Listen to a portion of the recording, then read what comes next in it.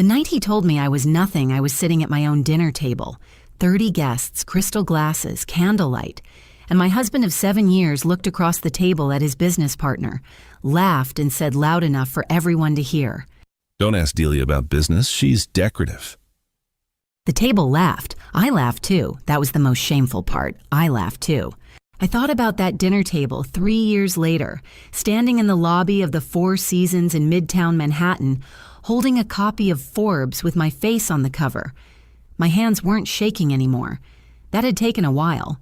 But right then, in that lobby with the cold December air still on my coat and the weight of that magazine in my hands, I felt something I hadn't felt in nearly a decade. Like I finally took up the right amount of space in a room. My phone buzzed. Whitfield Court Langston.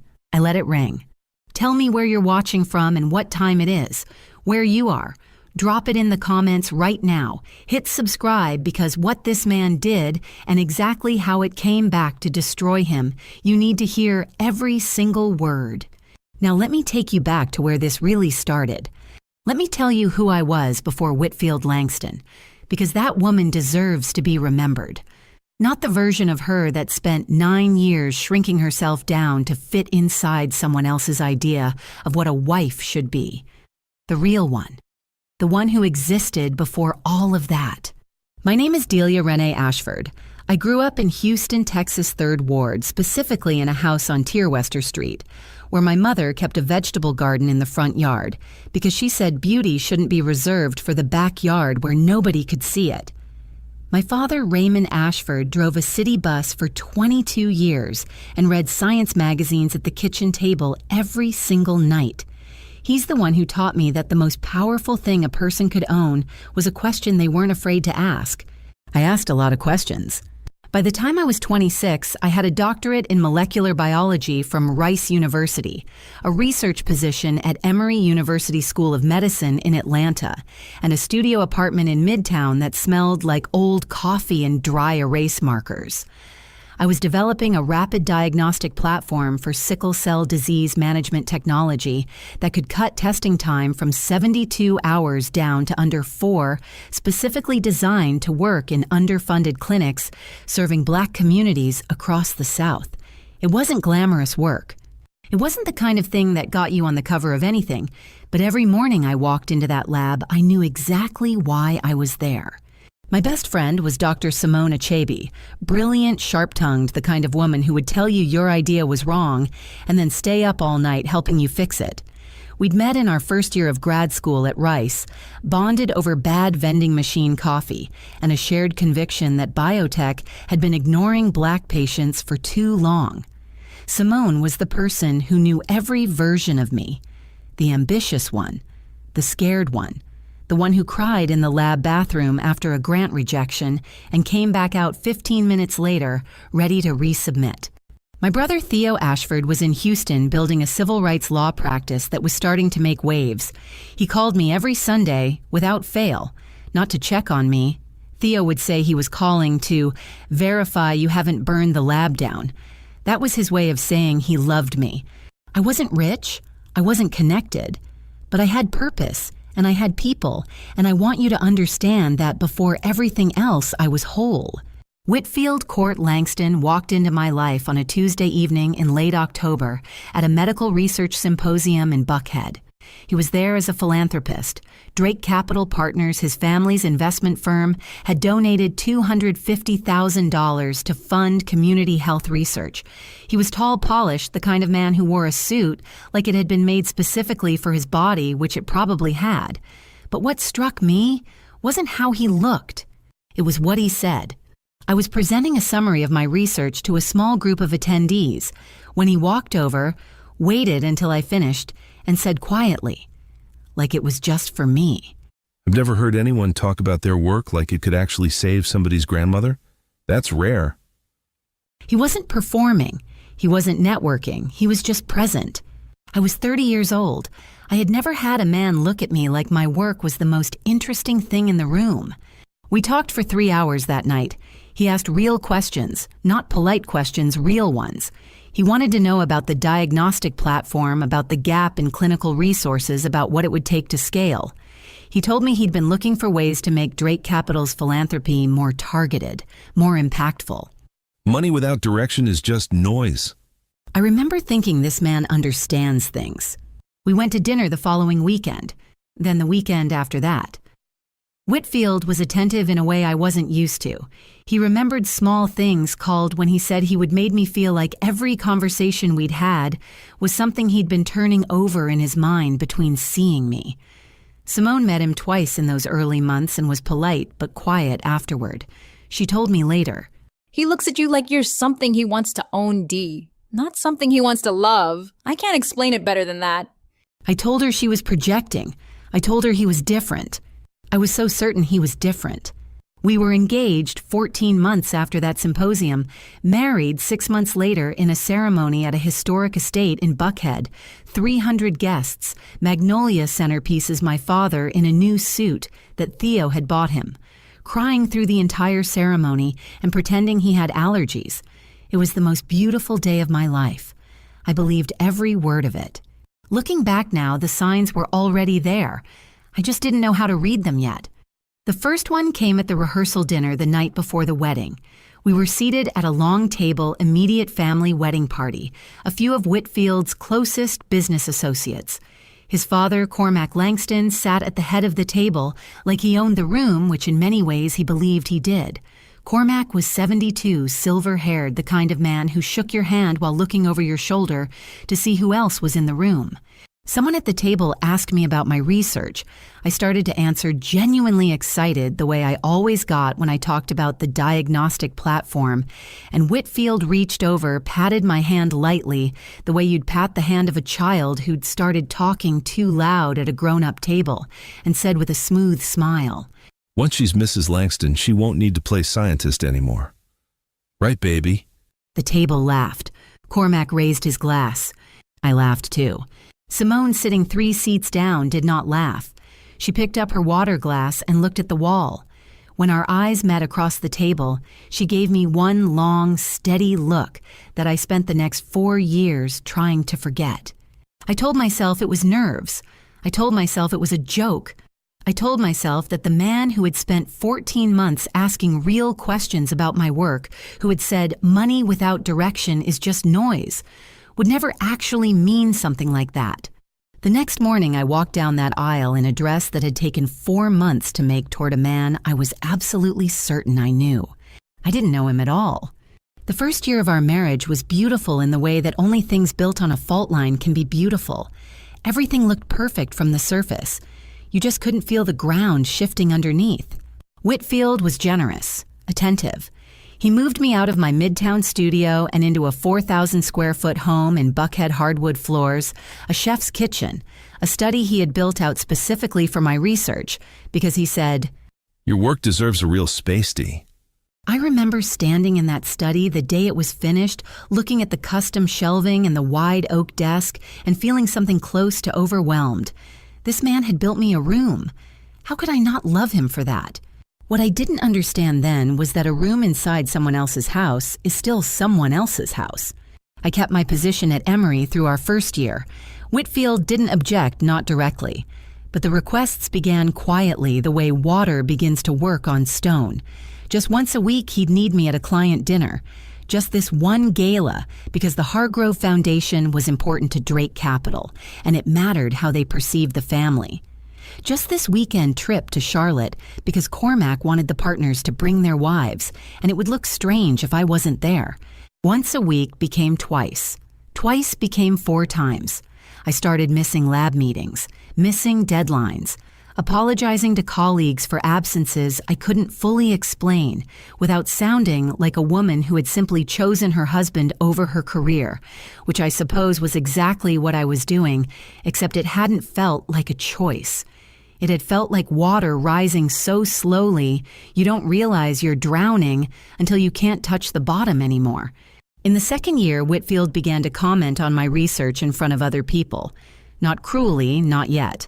More like a man who finds his wife's hobby charming in a slightly embarrassing way. At a dinner party in our home, I mentioned the diagnostic platform to one of his colleagues, a venture capital consultant named Garrett Nolan, who had been asking genuinely interested questions. I was mid-sentence explaining the clinical application when Whitfield leaned across the table, patted my hand, that same light, condescending pat from the rehearsal dinner, and said to Garrett with an easy smile, Isn't she something when she talks about her little experiments? I keep telling her she missed her calling as a professor. Then he laughed and steered the conversation back to Drake Capital's third quarter projections. The table moved on. I picked up my wine glass and said nothing. But Garrett Nolan didn't laugh. He looked at me for just a moment, a careful measuring look, and said, Actually, the clinical application sounds significant. Sickle cell diagnostics in underserved markets is a real gap. Whitfield smiled tightly and changed the subject again. I filed that moment away somewhere and tried not to think about what it meant. Simone called me the next morning. She had heard from a mutual colleague that I'd missed the third consecutive lab presentation. Dee, talk to me. I told her everything was fine. I told her the transition had just been harder than I expected. She was quiet for a moment and then said, You know what I notice? You used to talk about your research the way other people talk about their children, like it was alive. You don't talk about it like that anymore. I told her she was being dramatic. But after I hung up, I sat in my beautiful custom study for a long time and couldn't think of a single thing to say to that. In our third year, I received a grant offer from the NIH, a 6-figure award that would have allowed me to establish an independent research lab and bring the diagnostic platform into clinical trials. It was everything I had been working towards since graduate school.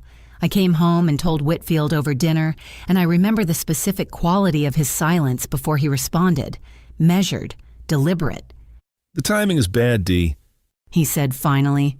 We've been talking about starting a family. And honestly, an NIH grant puts you under federal scrutiny publication requirements, oversight committees. It could create complications for Drake Capital if anyone starts connecting our household to federal research funding. He reached across the table and covered my hand with his. I just want to protect us. You understand that, right? I turned down the grant. I want you to sit with that for a moment. I turned down the most significant professional opportunity of my career because my husband said the word protect in a soft voice over a candlelit dinner table, and I believed him. That was the year everything started to fracture. Whitfield began managing our family phone plan, consolidating accounts. He called it for better rates. I didn't think anything of it. Why would I? And then one afternoon, Simone called me confused, saying she'd heard from Garrett Nolan, who apparently moved in the same VC circles she did, that he had reached out to me months earlier about the diagnostic platform and never heard back. I had no memory of a missed call. No voicemail. Nothing. I went into the carrier account that evening while Whitfield was traveling to Charlotte. The account was in his name with me listed as a secondary user. It took me 20 minutes to find the call filtering settings buried 4 menus deep. 3 numbers had been set to auto-reject. One of them was Garrett Nolan's. My hands went cold. I stood in the kitchen of our 4,000-square-foot house in Buckhead for a long time staring at that screen, telling myself there was a reasonable explanation. Maybe it was a system error. Maybe Whitfield had accidentally filtered it while trying to block spam. Maybe I was as he had told me during our one argument about his long work hours. Looking for problems that don't exist. I put the phone down. I made dinner. I didn't say anything when he came home. But something cold had moved into my chest that evening and taken up permanent residence. And no matter how many times I told myself I was imagining things, it would not leave. I didn't know it yet, but that blocked phone call was only the smallest corner of what Whitfield Court Langston had been doing to me in the dark. The full picture was still coming. And when it arrived, it would take the floor out from under everything I thought I knew about my own life. By our 5th year, I had stopped going into Emory altogether. I want to be precise about how that happened because it didn't happen the way you might imagine. There was no single conversation where Whitfield sat me down and told me to quit. It was quieter than that, more patient. The way you don't notice a room getting darker until suddenly you realize you can't see your own hands in front of your face. First, it was the schedule conflicts, my lab days consistently overlapping with events. Whitfield needed me at conflicts I kept assuming were my own disorganization, until I started keeping a separate paper calendar and realized the overlaps were happening on days I had told him specifically about my commitments. Then it was a conversation with my department head who pulled me aside one afternoon and said carefully that he'd received a call from someone at Drake Capital's legal team asking questions about potential conflicts of interest between Dr. Ashford's federal research activities and her household's private investment portfolio. I didn't even know what that meant, but my department head did, and the way he looked at me when he said it told me that whatever had been said on that call, it had done damage. I resigned 3 weeks later. Whitfield held me while I cried and said, "You were too good for that place anyway, Dee. This is actually a blessing." I believed him. God help me, I believed him. By year 5, I was a full-time wife in a 4,000 square foot house with a custom study. I rarely entered an allowance of $3,000 a month for household expenses and no bank account in my own name. Whitfield had suggested consolidating our finances early in the marriage. "Everything I have is yours, baby. Why do we need separate accounts?" And I had agreed because it had sounded like intimacy. I understood now that it was architecture. He had been building something around me for years, and I had handed him every brick. It was on a Wednesday evening in March that I found the email. Whitfield had been in his home office most of the afternoon, and when he came out to take a phone call in the backyard, he left his laptop open on the kitchen counter. I wasn't snooping. I was setting down a cup of coffee, and the screen was right there, and the name at the top of the email thread was Petra Haynes. I recognized the name. Petra was the daughter of one of Cormac's oldest business partners, 28 years old, worked in private equity, came to family events occasionally, and stood close to Whitfield in a way I had noticed and told myself meant nothing. The email was mostly business language fund allocations, quarterly projections. But the last line was not business language. The last line said, "Same time Thursday, I'll make it worth your while." My coffee cup made a sound when I set it down, a small sound, but in that quiet kitchen, it was very loud. Whitfield came back inside 2 minutes later and stopped when he saw my face.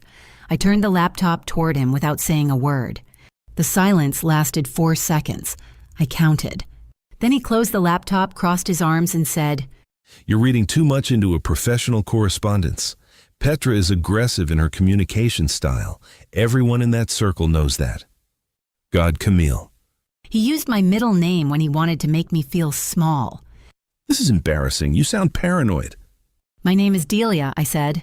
"I know what your name is." His voice had gone flat. "I'm telling you that you are creating a problem where there isn't one. And frankly, I'm concerned about you. This isn't the first time you fixated on something that doesn't exist." That was the first time he used that word, fixated, like I was unstable, like I was a woman who invented things. I didn't say anything else that night, but the next morning, while Whitfield was at Drake Capital, I made a phone call to a private investigator named Dale Forsyth, whose name I had found through a legal directory Theo had once mentioned. I told Dale what I needed. He told me his rate. I paid him from the household account and logged it as a cleaning service expense. 3 weeks later, Dale called me on a Tuesday morning while Whitfield was at the office. He had confirmed what I had already known in my body, but hadn't been able to make my mind accept. Whitfield had been meeting Petra Haynes every Thursday afternoon at an apartment in the Brookhaven area, a unit leased under a Drake Capital subsidiary. The arrangement had been ongoing for at least 2 years, possibly longer. 2 years. For at least 2 years while I was turning down grants and missing lab meetings and handing him every piece of my professional life. Because he said he wanted to protect us, he had been spending his Thursday afternoons with Petra Haynes in an apartment his company was paying for. I sat in my car in the parking lot of a Publix on Peachtree Road for 40 minutes after that call. I didn't cry. I want to be honest about that. I didn't cry. Something had gone past the place where tears live and into somewhere much colder and much quieter. That evening, I confronted him. I had the investigator's preliminary report on the kitchen table when Whitfield walked in. I watched him see it. I watched him understand what it was, and I watched him make a decision in real time about how he was going to handle this. He didn't apologize. He didn't stumble. He looked at the report, looked at me, and said with a steadiness that still makes my skin crawl when I think about it, You want to make a scene? Go ahead. But you need to think very carefully about what that costs you. The house, the lifestyle, the connections, everything you have exists because of my name. Without my name behind you, you're nobody. You know that, right? Nobody. He said it like a fact, the way you'd state a temperature or a distance, just information. And the most devastating thing, the thing I am most ashamed of when I look back, is that some part of me, some part that had been marinated in 5 years of slow, patient erosion, almost believed him. He suggested couples therapy the following week. He had already selected the therapist, a soft-spoken man named Dr. Ellison, whose office was 3 blocks from Drake Capital, and who I would later learn had been recommended personally by Cormac Langston. I went to that first session and came home believing for the first time with real weight behind it that perhaps the problem in our marriage was my inability to trust. That was the most dangerous thought I had ever allowed inside my own head. Because while I was sitting in Dr. Ellison's beige office learning to doubt myself, Whitfield was making phone calls I didn't know about yet. Phone calls that had been going on for years. Phone calls that had quietly, methodically, and deliberately taken a sledgehammer to every door I had ever tried to open. I just didn't know it yet. But I was getting closer. There's a particular kind of loneliness that comes from being isolated by someone who keeps telling you they love you. It doesn't announce itself. It doesn't arrive with a suitcase and a forwarding address. It seeps in through the small things, the friendships that quietly go cold, the phone calls that get harder to return the version of yourself that used to have opinions about things slowly becoming a woman who waits to see what her husband thinks first. After the confrontation about Petra Whitfield didn't get angrier, he got softer, more attentive. He brought me flowers twice in 1 week. He suggested a weekend trip to Savannah, just the 2 of us, where he held my hand on River Street and talked about our future like the conversation in the kitchen had never happened. This is what I didn't understand about him yet, that the tenderness wasn't a contradiction. It was part of the same system. Push, then pull, destabilize, then comfort.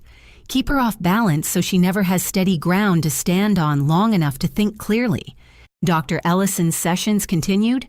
Whitfield attended 3 out of every 5, which was enough to appear cooperative and not enough to actually be accountable. In the sessions he attended, he was masterful, measured, concerned, occasionally emotional in a controlled way that made him look like a man genuinely trying. Dr. Ellison began gently suggesting that my trust deficits were rooted in childhood patterns, my father's long work hours, my mother's practicality. I sat in that beige office and let a man Cormac Langston had personally recommended tell me that the reason I couldn't trust my husband was something broken inside me. I stopped calling Simone. I want to say that plainly without excuse because it matters to the story. Whitfield hadn't forbidden it. He was never that direct. What he did was quieter. He mentioned casually over several months that Simone seemed to bring out an anxious side of me, that she had always struck him as someone who fed off drama, that the conversations I had with her seemed to leave me unsettled. I just noticed that you're always wound up after you talk to her. He said, once genuinely concerned, head tilted slightly. I'm not saying she's a bad person. I'm just saying I want you to be at peace. He said it like he was protecting me, and I let myself believe that too. By the 6th year of our marriage, I was almost completely alone. My father called on a Sunday in November. He had been having chest pains for 2 weeks, and the doctors at Ben Taub Hospital in Houston wanted to run a full cardiac workup. He tried to say it casually, the way Raymond Ashford said everything like he was reporting the weather. But I could hear the thing underneath the casualness, the thing he didn't want to put words to, and I hung up the phone and went straight to Whitfield's office doorway and said, I need to go home. My dad might have a heart problem. I need to go to Houston. Whitfield looked up from his desk. His expression was patient, measured. The expression of a man who has thought carefully about how to handle situations like this. Dee, He said. I have the Morrison Group coming in from London on Friday. 12 people. We're hosting them for dinner Saturday. You know how long I've been building this relationship. He paused. Your father has Theo. He has your mother's sister there. He has doctors. Is this actually an emergency, or is it anxiety telling you it's an emergency? I stared at him. I'm not saying don't care. He continued, his voice still perfectly calibrated. I'm saying don't catastrophize. Call your father every day, but I need you here this weekend. We can talk about a trip to Houston next month. I didn't go to Houston.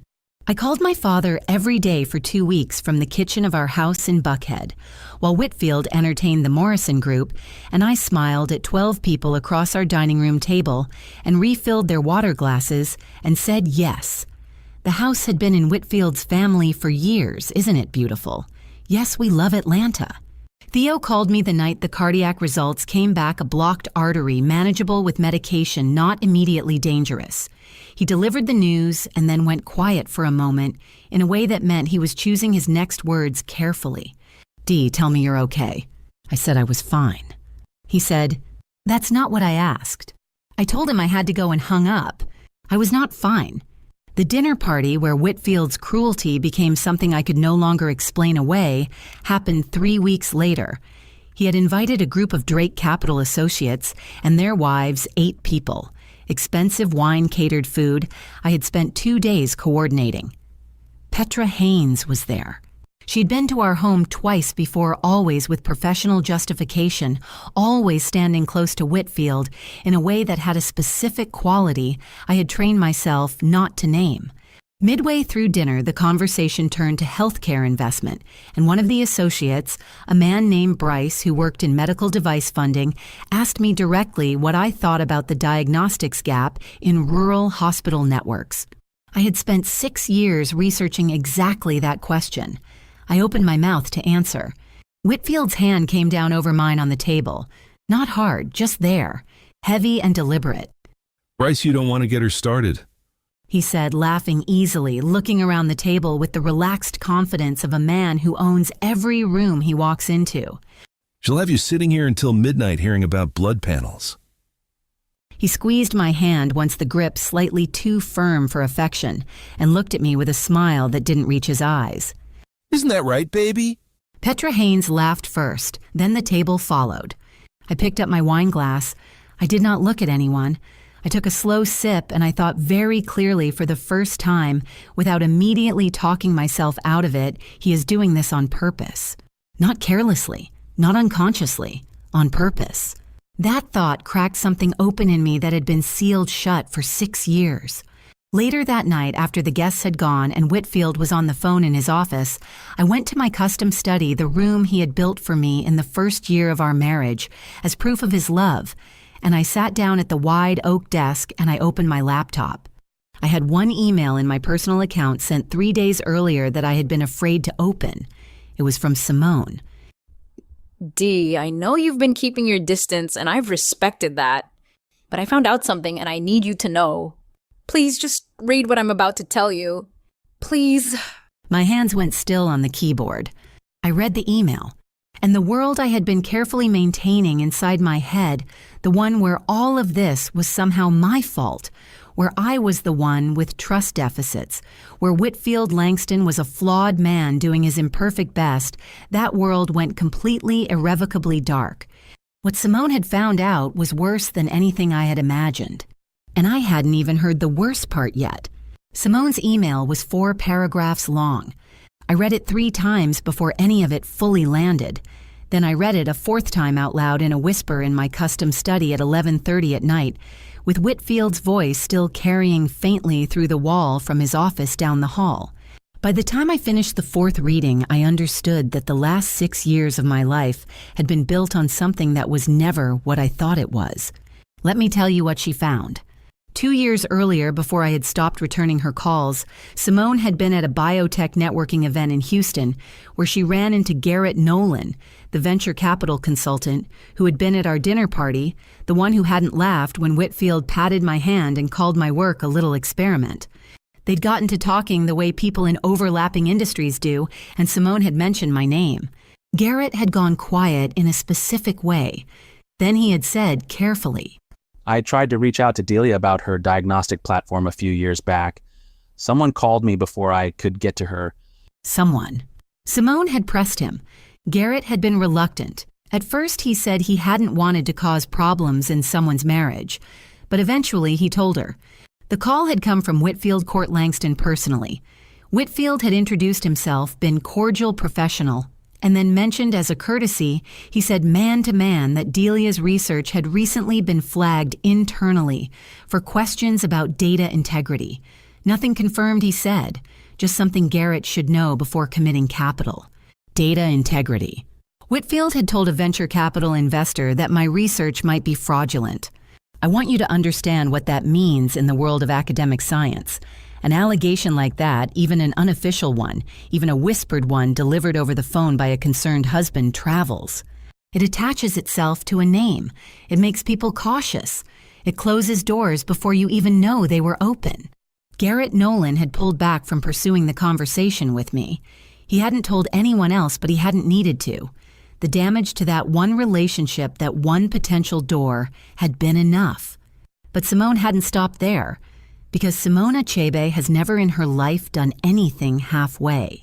Over the following 18 months while I was in Atlanta, slowly disappearing inside my marriage, she'd quietly, methodically followed the thread.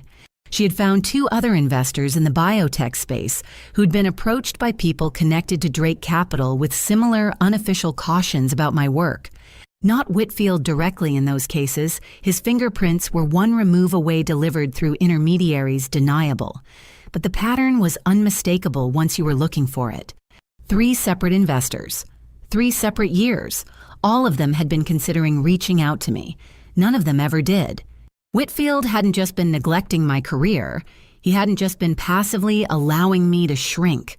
He had been actively, deliberately, systematically poisoning the ground so that nothing I tried to grow would ever take root. And then he had come home every night and held me while I cried about grant rejections and closed doors and the slow, suffocating feeling that maybe I wasn't as good as I had once believed I was. He had manufactured my self-doubt from scratch with his own hands while telling me he loved me. I closed the laptop. I sat in that study for a long time. I don't know exactly how long. At some point, Whitfield's office went quiet down the hall, and I heard him come upstairs, and I heard the bedroom door close. And I kept sitting there in the dark with my hands flat on the surface of the oak desk he had built for me as a monument to his own performance of a loving husband. The truth didn't just hurt. It gutted me. Like someone had reached into my chest and removed something load-bearing, something I hadn't known I was depending on to keep the whole structure upright. Not just the marriage, my understanding of the last 6 years of my own life. Every moment of self-doubt, every grant I turned down, every morning I had stood in this room and wondered what was wrong with me, why I couldn't make anything work anymore. Why the woman who had walked into that Rice University laboratory at 22 years old, full of questions and conviction, had become someone who needed permission to speak at her own dinner table. He had done that deliberately, patiently, over years. I heard him moving around in the bedroom above me, normal sounds, getting ready for bed. A man with no idea that the architecture he had spent 6 years constructing had just developed a crack that was going to bring the whole thing down. The next evening, he came home to find me in the kitchen making dinner as usual. I had spent the entire day in a state of extraordinary calm that I did not fully understand at the time, but recognize now as the specific stillness that comes when a person has finally completely stopped being afraid.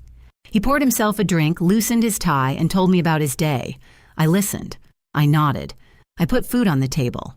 After dinner, he went to the living room, and Petra Haynes arrived 40 minutes later. She came to our home, under the pretense of dropping off documents for a Saturday morning meeting. She stood in the doorway of my living room in a camel coat and heels, while Whitfield took the folder from her hand.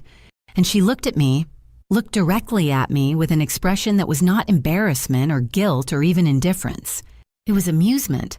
Whitfield didn't introduce us. He just said, "Do you give us a minute?" The way you'd speak to someone who had wandered into the wrong room. I went to the kitchen.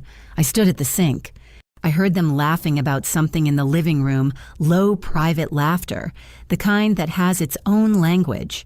10 minutes later, the front door closed. Whitfield came into the kitchen, refilled his drink, and said without looking at me, Forbes doesn't cover housewives, sweetheart. You should get some rest. You look tired. He said it like an afterthought, like I was furniture he'd noticed needed dusting. He went upstairs. I stood at that kitchen sink for a long time looking out the window at the dark backyard. At the vegetable garden I had planted in the first year of our marriage because my mother had always said beauty shouldn't be hidden in the back where nobody could see it. And I made two decisions. The first was that I was going to leave, not impulsively, not in tears, carefully, precisely, and completely. The second was that I was going to make sure that every single word Whitfield Court Langston had ever said about me, every closed door, every patted hand, every you're nobody, every Forbes doesn't cover housewives, was going to be the instrument of his undoing.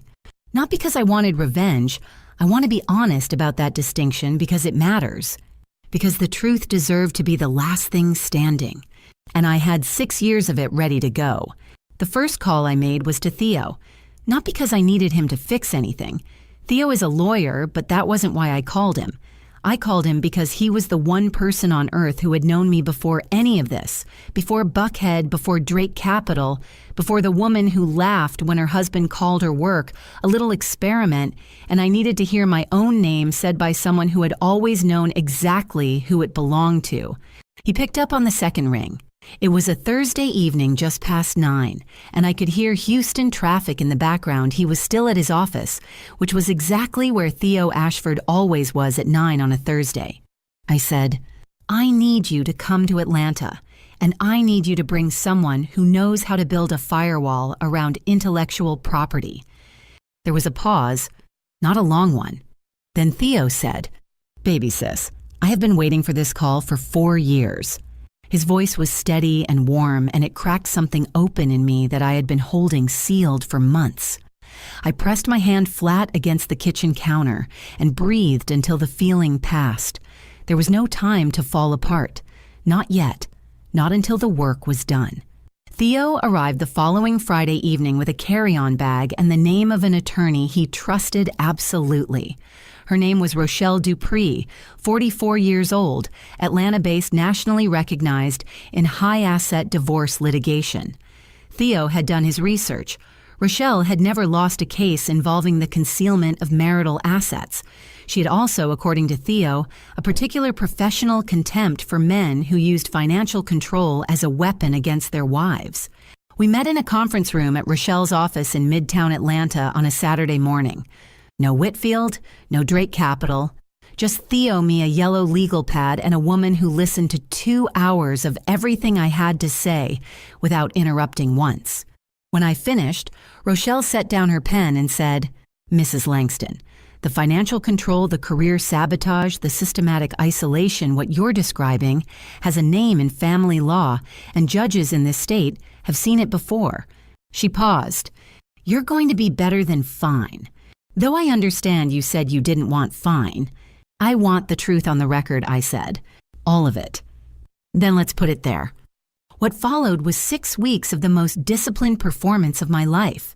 Every morning I woke up in that house in Buckhead and made coffee and smiled at Whitfield across the kitchen and asked about his day. Every evening I sat at his dinner table and was the wife he believed he had fully constructed. I filed documents at Rochelle's office on Tuesday mornings when Whitfield thought I was at a spa appointment. I met with Simone in the back corner of a coffee shop in Decatur on Thursday afternoons when Whitfield thought I was running errands. I want to tell you what that felt like maintaining that performance for 6 weeks. People ask about strength like it's a feeling, like it's something warm and energizing. It wasn't like that. It was cold. It was a door inside me that I had closed and locked, and behind it was everything I actually felt, and I simply did not open that door. Not once. Not until I was somewhere he couldn't see me. The plan had 3 parts. Rochelle had been precise about the architecture. The first part was the intellectual property.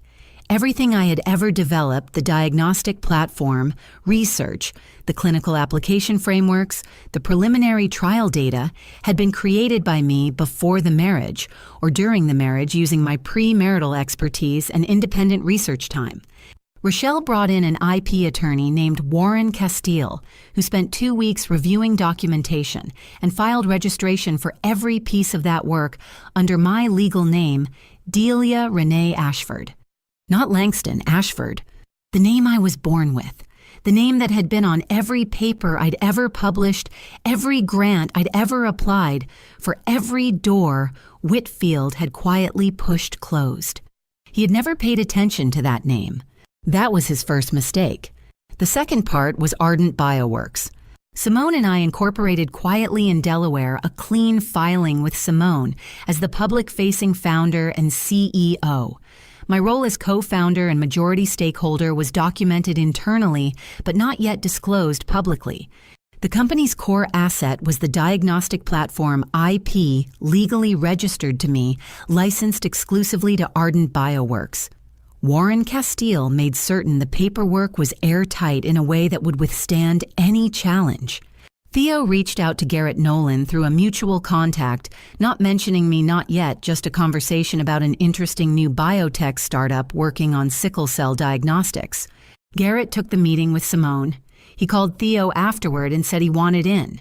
When Theo told him the full story, who was actually behind the science, what Whitfield had done 3 years earlier, Garrett's response was a long silence, followed by, I am going to write that check so fast it'll make Langston's head spin.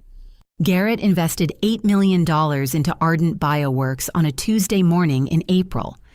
I was sitting in my car in the parking lot of a Whole Foods on Ponce de Leon Avenue when Simone texted me the confirmation. I sat there for 10 minutes before I could drive. The third part was Cormac. This was the piece I hadn't anticipated. Cormac Langston called me on a Wednesday afternoon, not Whitfield's number, my number directly, and asked if we could meet for coffee. I told Rochelle first. She said, go, but wear this recorder. We met at a hotel lobby in Buckhead. Cormac arrived exactly on time, silver-haired, impeccable as always, and sat down across from me, and was quiet for a moment in the way of a man choosing his words with genuine care. I owe you an apology, he said finally. I have known for some time what my son has been doing, to your career, to your confidence, to your sense of yourself. He looked at his coffee cup. I told myself it was a private matter. I was wrong about that. He looked up. I'd like to give you a formal statement, whatever form is most useful to you. I looked at Cormac Langston for a long moment. This man who had raised the person who had spent 9 years dismantling me. This man who had sat at the rehearsal dinner table and raised his glass when his son told me I wouldn't need to play scientist anymore. Why now? I asked. He was quiet then, because I watched you disappear. And I told myself it wasn't my business. And then I watched my son invite that woman into your home. He shook his head once. There are things a man can tell himself, and then there are things he can't. Rochelle had his affidavit notarized by the end of the week. In it, Cormac quoted his son directly conversations over the years about neutralizing Delia's career ambitions, about keeping her financially dependent, about the importance of making sure she understood that her value was as a Langston wife, not as anything independent of that name. He also quoted verbatim a dinner conversation from 2 years earlier in which Whitfield had said, Forbes doesn't cover housewives, Dad. She needs to understand what lane she's in. I smiled at Whitfield across the dinner table that Friday night. He had no idea that his own father had just handed me the weapon that was going to end him. And the most beautiful part, the part I still think about, was that in 4 days without knowing it, Whitfield Court Langston was going to hand me another one, all by himself. 4 days later, Whitfield Court Langston invested $4 million into the company built on my life's work. He didn't know that, of course. That's the part that still takes my breath away when I think about it. The absolute crystalline irony of a man so convinced of his own superiority that he couldn't be bothered to read past the executive summary of an investment memo that had my name in it on page 3. Let me explain how it happened. Ardent Bioworks had been generating quiet attention in biotech investment circles for several months by that point. Simone was doing what Simone had always done, presenting the science with the kind of clarity and conviction that made people lean forward in their chairs. The diagnostic platform was real. The clinical need was real. The financial projections were conservative and defensible. Garrett Nolan's early investment had given the company credibility, and credibility in that world moves fast. Meridian Venture Partners was a mid-sized fund with strong healthcare holdings. Drake Capital Partners was one of their limited partners, meaning Whitfield's firm had committed capital to Meridian's fund, and Meridian's investment decisions flowed through to Drake Capital's portfolio. When Meridian's senior partners decided to take a position in Ardent Bioworks, the paperwork moved through their standard process. A 2-page investment summary, an executive brief, a signature page. Whitfield approved the allocation in a Tuesday morning partners meeting. Theo had a contact at Meridian who confirmed the timeline. Whitfield had looked at the 1-page summary, strong returns projection, healthcare sector, community diagnostics, promising early traction, and signed off. He had not read page 3 of the founding documents. Page 3, where Warren Castile had made absolutely certain that the language read core intellectual property, developed and owned by Delia Renee Ashford, licensed exclusively to Ardent Bioworks, LLC. He signed his name to it on a Tuesday. I was in Rochelle's office that afternoon when the confirmation came through.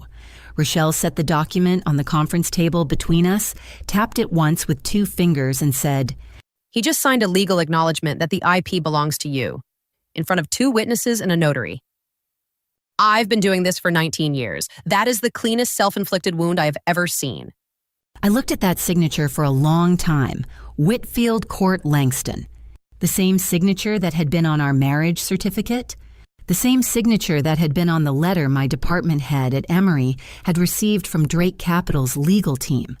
The same signature on 9 years of financial documents that had kept my name off every account we shared. Now it was on something that confirmed everything was mine. I drove home and made dinner. The divorce filing came the following Monday. Rochelle submitted it at 9 in the morning. Whitfield's assistant called him out of a meeting to receive the courier.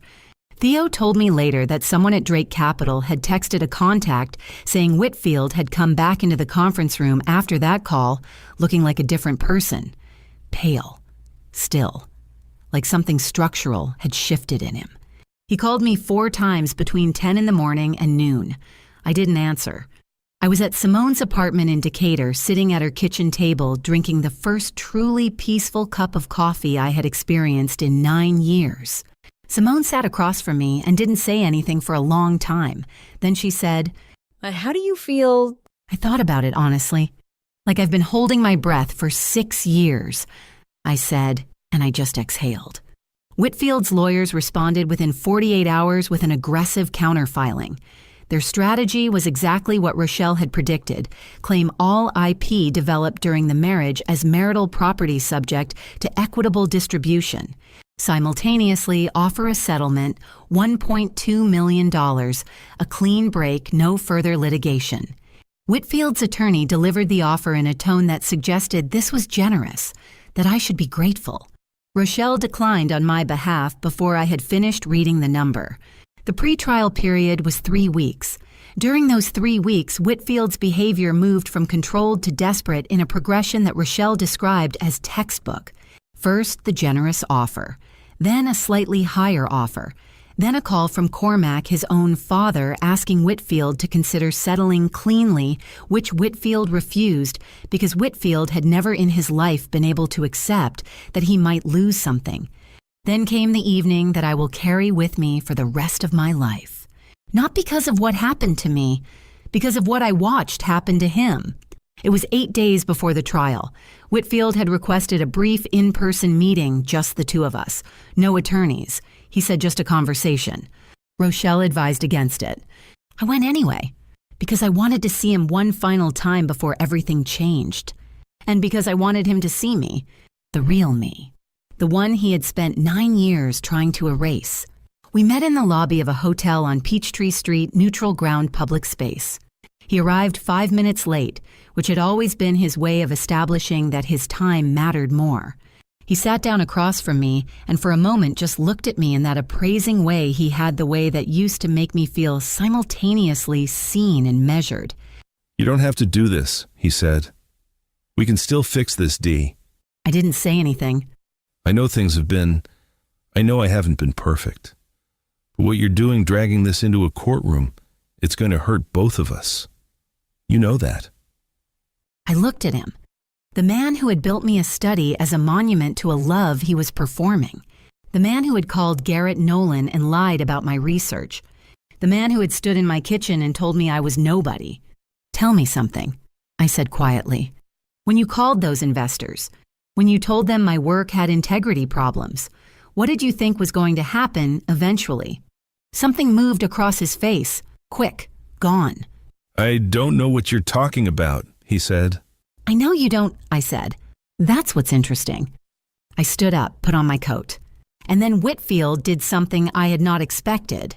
He reached across the table and took my hand, not hard, almost gentle, and looked up at me with something in his face that might in another life have looked like real feeling. "I made you," he said. "Everything you have, everything you are, I built that. The moment I stop backing you, you disappear. You know that. Deep down, you know that." I looked down at his hand on mine. Then I looked at his face.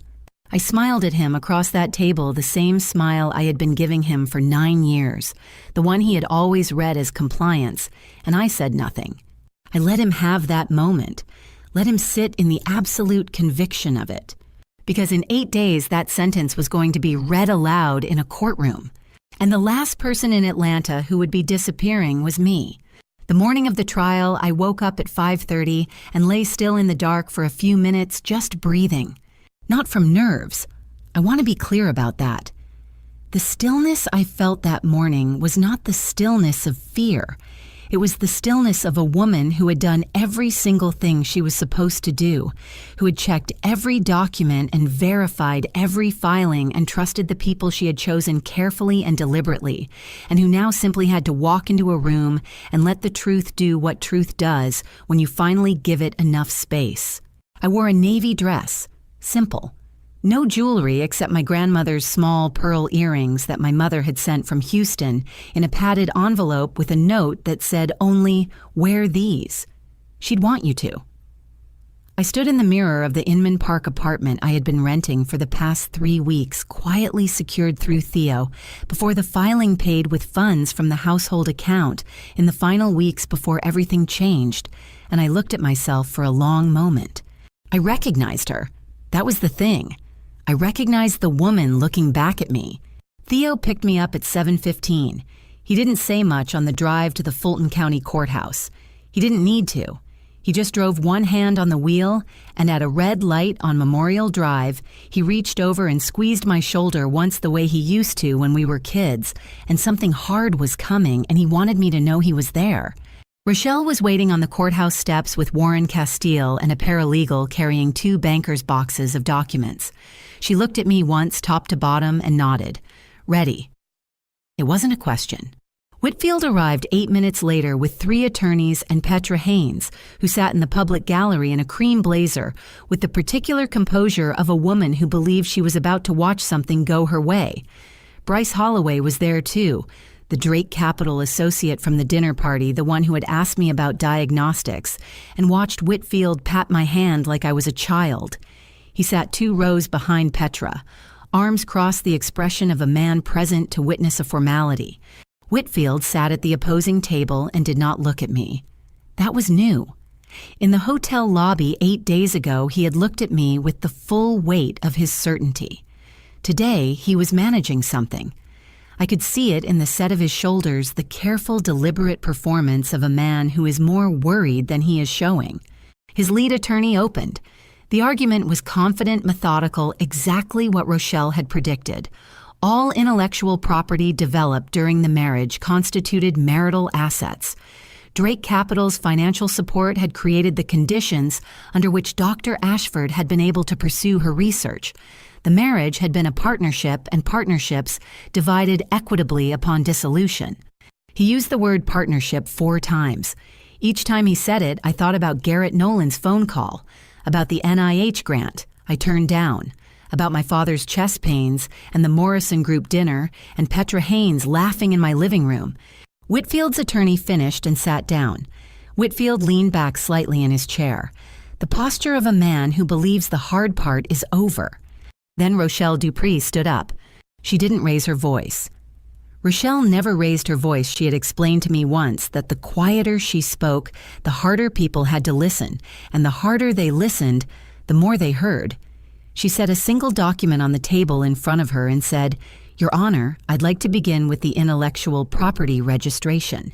She submitted the first patent filing, Delia Renee Ashford, premarital development documented and dated. The second, the third, each one clean, each one watertight, each one bearing my name, and only my name going back years before I had ever walked into a Buckhead symposium and met a man in a well-made suit.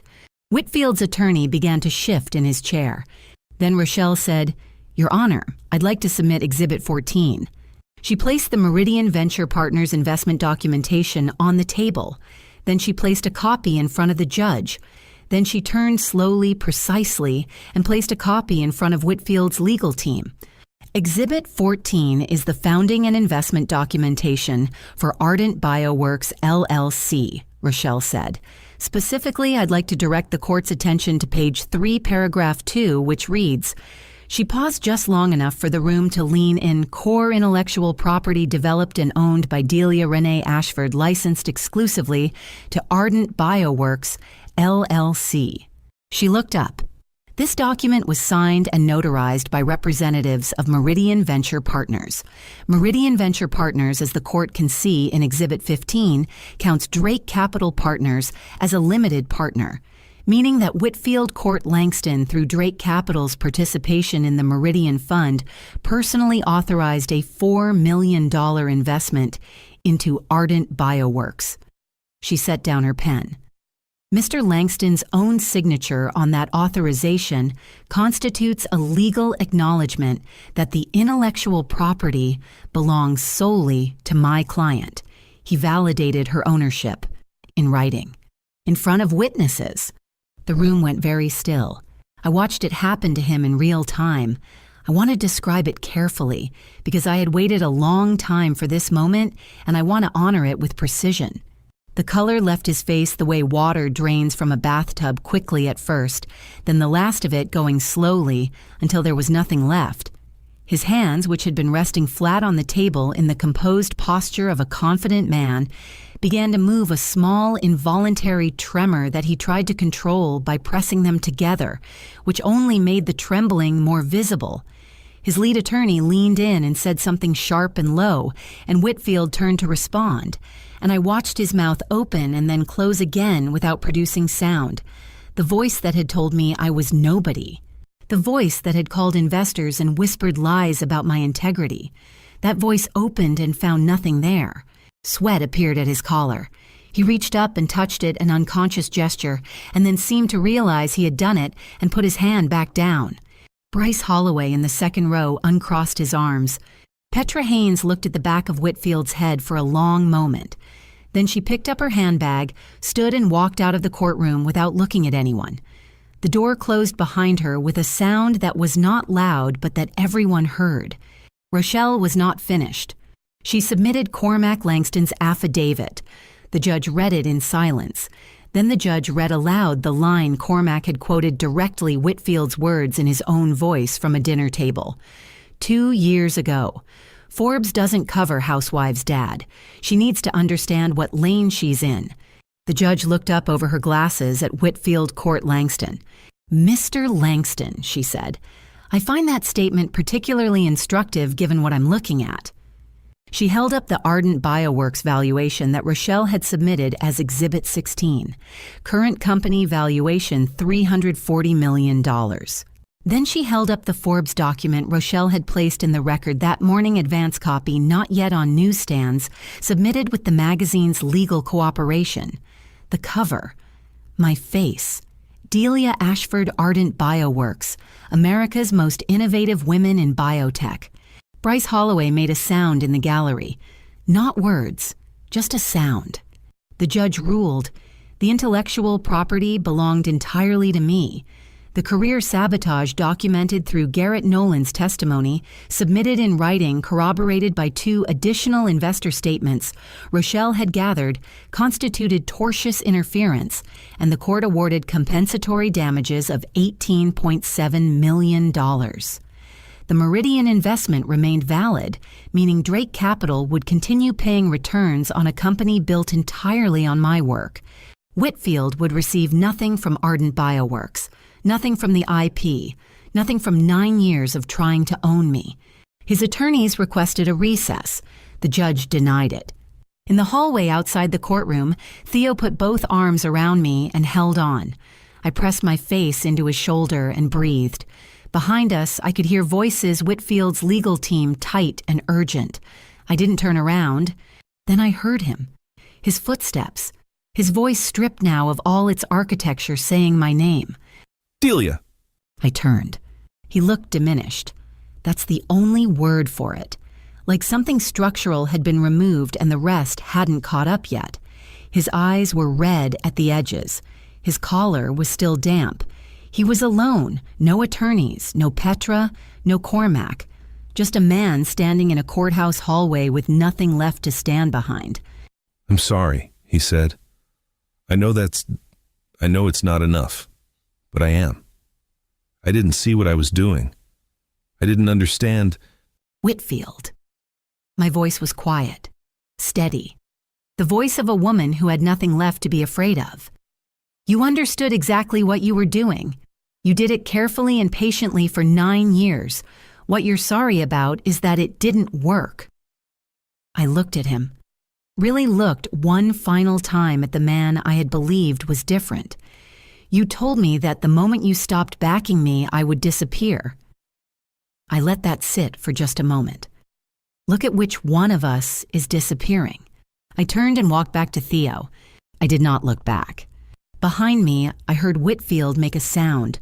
Not words, just a sound low and involuntary. The sound of a man who has finally completely run out of the thing that had always saved him before. His own certainty. Theo drove me to Houston that same afternoon. I hadn't planned it that way. We had talked vaguely about celebrating dinner somewhere nice, maybe a quiet evening at Simone's. But when we walked out of the Fulton County Courthouse into the sharp December air, and Theo asked me what I wanted to do, I stood on those steps for a moment and thought about my father sitting in a house on Tierwester Street, reading science magazines at the kitchen table. And I said, I want to go home. Theo didn't ask which home, he knew. We drove the 800 miles. Theo drove the first half and I drove the second somewhere past Birmingham, with the windows cracked and the radio low and the flat, dark landscape of Alabama moving past us in the headlights. I didn't talk much. I didn't need to. There is a particular kind of silence between people who have known each other their whole lives. It doesn't require filling. It just is. And somewhere in that silence, somewhere between Birmingham and the Mississippi state line, I felt the last of something leave my body. Something I had been carrying so long I had stopped noticing the weight of it. It left quietly. No drama. Just gone. We pulled into my parents' driveway at 2:17 in the morning. My father was awake. He was sitting in the kitchen in his reading chair with a science magazine open on his lap and the small lamp on the table beside him, throwing a warm circle of light across the linoleum floor. When I came through the door, he looked up, and for a moment, he just looked at me the way Raymond Ashford had always looked at me, like I was the most legible thing in the world to him. And then he set the magazine down on the table and opened his arms. I crossed that kitchen in about 3 steps and held on to my father for a long time. He didn't ask what happened. He didn't say I told you so or I knew it or anything that would have required me to explain or perform. He just held on and said very quietly into the top of my head, "There she is. There's my girl." I cried then. The full, ugly, uncontrolled kind that I had been holding back since the courthouse hallway, since the hotel lobby 8 days before that, since 6 years of sitting in a beautiful custom study in a house that was never actually mine. I cried until there was nothing left to cry, and my father didn't move or speak or try to fix it because Raymond Ashford had always understood that some things don't need fixing. They just need to be felt all the way through. I stayed in Houston for 2 weeks. I slept in my childhood bedroom under a quilt my mother had made in a room that still had a periodic table poster on the wall from when I was 16. I ate my mother's cooking. I sat on the back porch with my father in the evenings, and we talked about nothing and everything the way we used to when I was in graduate school and would call him on Sunday afternoons to decompress. He told me about the neighborhood, about his garden, about a new science podcast he had discovered. He did not ask about Whitfield, and I did not offer, and the absence of that subject in the air between us was like fresh oxygen. Simone flew in for the second weekend. She arrived with a bottle of good wine and the specific energy of a woman who has been patient for a very long time and is now prepared to be entirely herself. We sat on my parents' back porch until midnight, talking the way we used to in graduate school, freely, expansively following every thread wherever it wanted to go. At some point, she said, Ardent Bioworks needs its actual CEO to stop hiding behind me. I looked at her. I was never hiding, I said. I was building. She raised her glass. Well, you built it. Now come get it. I returned to Atlanta in January. Not to Buckhead, never back to Buckhead. I bought a house in Inman Park, a 1920s craftsman with original hardwood floors and tall windows that let in more light than I knew what to do with. 2,000 square feet, which was exactly the right size for one woman who was learning after 9 years what it felt like to take up the right amount of space. I planted a vegetable garden in the front yard, not the back, because my mother had always said beauty shouldn't be hidden, where nobody could see it, and I had finally understood what she meant by that. The first morning I woke up in that house, I lay still for a moment and listened to the neighborhood birds, a distant car, the sound of wind in the oak tree outside the bedroom window. The morning air felt different, lighter, like a pressure that had been so constant for so long I had mistaken it for the natural weight of being alive had finally completely lifted. I got up and made coffee in my own kitchen. Just that.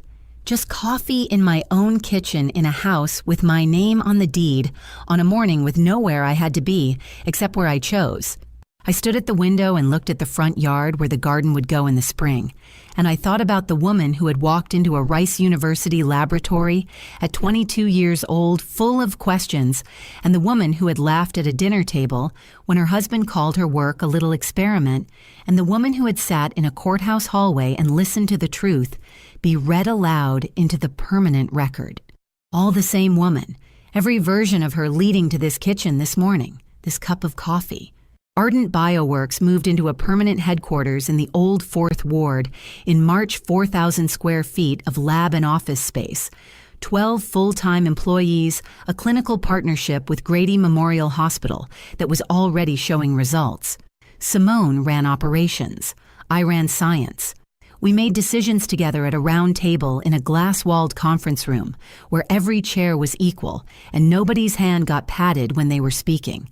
Garrett Nolan joined our advisory board. Garrett apologized again in person at the board's first meeting. I thanked him and moved on. Because the past was the past, and the future was sitting right in front of me in the form of a company that was about to change how sickle cell disease was managed in underserved clinics across the South. Theo visited in April and stood in the middle of the Ardent Bioworks office with his hands in his pockets, turning slowly, taking in the lab equipment and the whiteboards and the 12 people working quietly and purposefully around him. And then he looked at me and shook his head slowly in the way that meant he had things to say that he was choosing not to say because they would make him emotional, and Theo Ashford did not do emotional in public. He said, "Dad cried when I told him about the Forbes cover." I said, "I know. He called me." Theo said, "He read the article 4 times. I said, "I know, he told me that too." We both laughed, the real kind, the kind that comes from somewhere deep and warm and unguarded. As for Whitfield Court Langston, I heard things through the years, the way you inevitably hear things in a city like Atlanta, where certain worlds overlap, Drake Capital Partners underwent a restructuring in the months following the trial. Cormac stepped back in to stabilize operations, which amounted to a public acknowledgement that Whitfield's leadership had become a liability. Petra Haynes, it turned out, had moved on before the ink was dry on the court documents to another man with a different last name and a different capital group, which surprised nobody who had been paying attention. Whitfield moved into an apartment in Midtown, a smaller one than he had lived in before. I drove past it once, not intentionally, just the way routes sometimes overlap in a city you've lived in long enough. I didn't stop. I had somewhere to be. The Forbes issue came out on a Thursday in December, almost exactly 1 year after I had stood in a Four Seasons lobby, holding a warm magazine with my face on the cover, and let my phone ring. My mother framed a copy and hung it in the kitchen on Tierwester Street next to a photo of me and Theo at my Rice graduation and a drawing I had made of a butterfly when I was 7 years old. She called me when she hung it and said, "Right where it belongs, where people can see it." My name is Delia Renee Ashford. I am 38 years old. I am a scientist, a builder, a founder, and the living proof that the only person who gets to define your value is you, and that sometimes the most powerful thing you can do is simply refuse to disappear. To every woman listening to this right now who is in a room where someone is patting your hand and changing the subject and quietly, patiently convincing you that you are less than you know yourself to be, I want you to hear this. The version of you that existed before they started working on you is not gone. She is waiting. She has been patient, and she is so much more dangerous than they ever allowed themselves to imagine. Hold on to her. She knows the way out. If this story moved you, if it reminded you of someone you know or a version of yourself, you had to fight to get back. I want to hear from you in the comments. Tell me what stayed with you. Tell me what you needed to hear. And if you haven't subscribed yet, do it now, because every story on this channel is about women who refuse to be erased, and there are so many more where this one came from. Thank you for being here. Thank you for listening all the way to the end. That matters more than you know.